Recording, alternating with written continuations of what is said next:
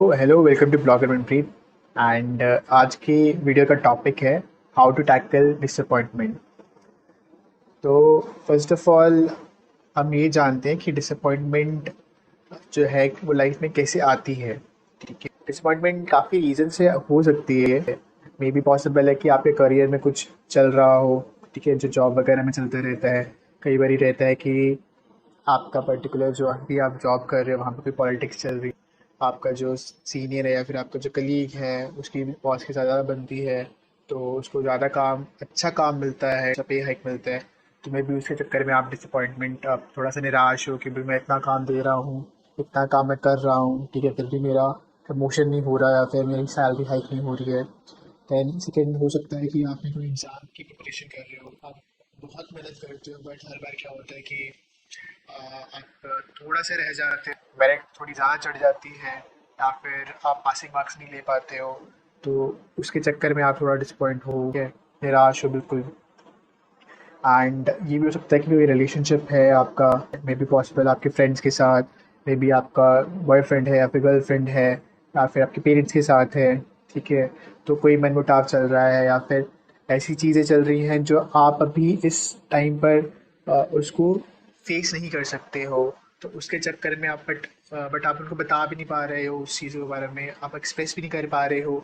तो हो सकता है कि उसके कारण से या उसके चक्कर से भी आप थोड़ा बहुत अपने आप को डिसअपॉइंट या फिर अपने आप को लगा लो कि निराश फील कर रहे हो, हताश फील कर रहे हो कि मैं बता क्यों नहीं पा रहा हूँ।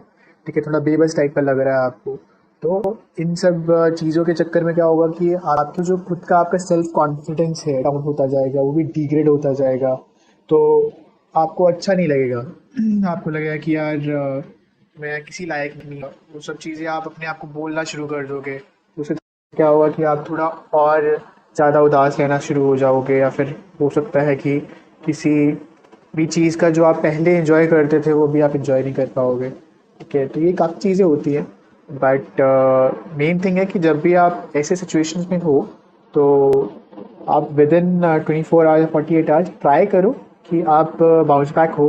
ठीक है, अगर आप देख रहे हो तो पीछे भी एक मेरे पोस्टर है। ठीक है, उस पर मैं बता देता हूँ क्या उस पर लिखा हुआ है, winner is a loser who have tried once मोर।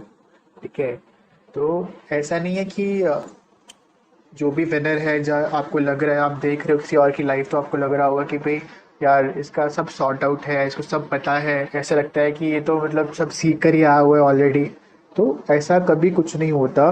बस ये है कि आप उनकी स्ट्रगल्स देख नहीं पा रहे हो। और या फिर ऐसा हो सकता है कि वो, आप लगा लो बुक के चैप्टर 1 पर भी खड़े हो और वो चैप्टर 12 पे या फिर चैप्टर 15 या फिर जैसे भी आपसे थोड़ा सा आगे है। ठीक है, तो उसने कुछ हर्डल्स पार कर ली है और उस हर्डल्स को पार करने के बाद उसमें एक सेल्फ कॉन्फिडेंस जनरेट हुआ, एंड जनरेट होने के बाद वो आपसे आगे बढ़ गया। तो बट उसके पास भी ये चीज़ें, ये सिचुएशन उसने भी फेस करी हैं। तो ये तो निराश ना हो, डिसअपॉइंट ना हो कि मैं इस पर्टिकुलर फेज से निकलूँगा कैसे, या फिर क्या है कि मेरे साथ ही ऐसा क्यों होता है, मैं ही क्यों हर बार ऐसे इस पर्टिकुलर ऐसे सिचुएशंस में फंस जाता हूँ। ठीक है, मेरे से क्यों नहीं हो पा रहा है। तो एक था छोटे होते, एक बहुत ही अच्छी स्टोरी थी। ठीक है, हिंदी की बुक में थी। तो उसमें भी यही था कि एक जो दूसरे की करत करत अभ्यास जड़मिति हुई सुजान। तो स्टोरी का जो मॉरल था यही था कि आपको गिव अप नहीं करना है। जैसे ही आपने गिव अप करा ना, तो फिर आप ग्रो नहीं कर पाओगे, आप आगे लाइफ को जी नहीं पाओगे। ठीक है, एंड ऐसी कोई सिचुएशन नहीं है जिससे आप बाहर नहीं आ सकते। हाँ, सिचुएशंस टफ हो सकती हैं, एंड मे बी पॉसिबल कि आप उस टाइम उस पर्टिकुलर सिचुएशन को फेस करने के लिए अभी प्रिपेयर नहीं है। बट ऐसा नहीं है कि आप उस सिचुएशन से कभी बाहर ही नहीं आओगे। और ये भी नहीं कि आप उससे डर कर एकदम से आप वो या तो अपना पाथ चेंज कर दो या फिर बैठे रहो आराम से कि हाँ भाई मेरे से नहीं हो पाएगा। ऐसा नहीं, आपको मेहनत करनी है, करते रहना है, और उससे पार होकर आगे जब आप जाओगे और सिचुएशंस आएंगी, तो आप जब वापस मुड़कर देखोगे ना, तो वापस मुड़कर आपको लगेगा कि यार ये तो छोटी सी बात है यार, मैं इतना क्यों सोच रहा था इसके बारे में। कुछ पॉइंट्स हैं जो आपको हेल्प कर टैकल कैसे करना है इस पर्टिकुलर जो सिचुएशन है या फिर डिसअपॉइंटमेंट, जो हमने कहा था कि हाउ टू टैकल डिसअपॉइंटमेंट। तो 3 वेज हैं। फर्स्ट ऑफ ऑल ये है कि आपको रूट कॉज एनालिसिस करना पड़ेगा। कि आपका पर्टिकुलर किस कारण से आपको लग रहा है कि आप उदास हैं, ठीक है। मे बी पॉसिबल, जैसे मैंने स्टार्टिंग में बताया था कि आपके करियर में मे बी कोई इशू है, या फिर एग्जाम की पढ़ाई में इशू है, या फिर और आपका रिलेशनशिप में कोई इशू है, या फिर आपकी हेल्थ में कोई इशू है, ठीक है, जिसके कारण से आपको ऐसा हो रहा है। जब आप एनालाइज करोगे, ठीक है, रूट कॉज पे जाओगे, तो अपने आप आगे के सोल्यूशंस निकलने शुरू हो जाएंगे। बट यूजुअली क्या होता है कि जब भी कोई ऐसा सिचुएशन आती है, ठीक है, जब हमें लगता है कि इसके पार हम नहीं जा सकते और हम बिल्कुल अपना हार मान के बैठ जाते हैं, तो हम कभी भी एनालाइज नहीं करते उन सिचुएशंस को, ठीक है। हम सोचते ही नहीं है, हम कुछ अलग ही सोचते रहते हैं। कि जैसे मान लो किसी ने कुछ कह दिया आपको, तो आप यही सोचते रहोगे कि यार अच्छा इसने मेरे को ये कहा था, मैंने ऐसा क्यों नहीं बोला उसको, ठीक है, वैसा क्यों नहीं बोला, बट मैं ये क्यों नहीं बोल पाया उसको, कोई ना नेक्स्ट टाइम अगर आएगा तो मैं इसको ऐसे बोल दूंगा। तो ये सब चीज़ें सोचने में हम अपना टाइम वेस्ट करना शुरू कर देते हैं। बट मेन चीज़ जो हमें करनी चाहिए वो करनी चाहिए कि हमें फर्स्ट ऑफ ऑल उस पर्टिकुलर चीज़ जो है, जो हमें खाई जा रही थी, उसके बारे में सोचना पड़ेगा, हमें एनालाइज करने पड़ेगा कि ऐसा हुआ क्यों, ठीक है। जब वो एनालाइज करोगे, आप इस पर्टिकुलर चीज़ की जड़ तक जाओगे, उस पर्टिकुलर प्रॉब्लम का सोल्यूशन अपने आप मिलना शुरू हो जाएगा, ठीक है। एंड इसके बाद सेकेंड एक बहुत ही बढ़िया एक पॉइंट है कि आप अपने फ्रेंड से या फिर अपने जो क्लोज वंस हैं या फिर आपके जो मम्मा पापा हैं, ठीक है, एंड उनसे पूछिए, ठीक है, मम्मा पापा हो गए, सिबलिंग्स हो गए, इवन कजन्स हो गए, ठीक है, आप उनसे पूछिए कि उन्हें क्या लगता है कि आपकी क्या स्ट्रेंथ्स हैं और आपकी क्या वीकनेसेस हैं। ये चीज़ मैं इसलिए कह रहा हूँ कि कई बार क्या होता है कि हम अपने में इतना खो जाते हैं, हम यही सोचते रहते हैं कि यार जो सारी दुनिया ना मेरे अराउंड घूम रही है। इसको ना एक वर्ड, इस पर्टिकुलर चीज़ को साइकोलॉजी में कहते हैं स्पॉटलाइट इफेक्ट, ठीक है। कि हमें लगता है कि सब चीज़ें जो हो रही है वो हमारे साथ ही हो रही है और जो हम कर रहे हैं उससे ही सारी धरती या फिर दुनिया चल रही है, ठीक है।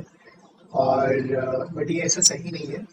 जब आप पूछना शुरू करोगे ना अपने क्लोज से, अपने आसपास के लोगों से कि आपके बारे में बताएं, तो आपको डिफरेंट डिफरेंट परसेप्शंस मिलेंगे और आपको पता भी नहीं होगा कि आप शॉक हो जाओगे कि जो वो दूसरे, जो आपको लग रहा था कि आप क्या हो या फिर आप कैसे किसी के साथ बिहेव करते हो, कि आपका क्या नेचर है, ठीक है। हो सकता है कि आपने उस पर्टिकुलर वजह से जो भी आपके चोरी से आपने डिफरेंट तरीके से कुछ चीज़ें करी हो या फिर डिफरेंट चीज़ आपके सबका टाइम स्पेंड ना करा होगा, फिर मुझे लगता है कि आपकी ही दुनिया में कि आगे है।